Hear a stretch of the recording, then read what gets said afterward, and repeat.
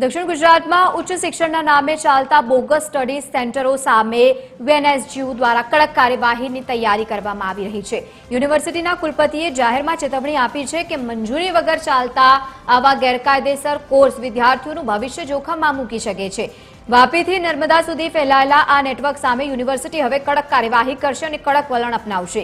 વાલીઓને સાથે જ વિદ્યાર્થીઓને અપીલ કરવામાં આવી છે કે તેઓ કોઈપણ સંસ્થામાં પ્રવેશ લેતા પહેલા તેની માન્યતા અને યુનિવર્સિટી જોડાણની ખાસ ચકાસણી કરે, જેથી કરીને તેમની સાથે છેતરપિંડીની ઘટના ન બને।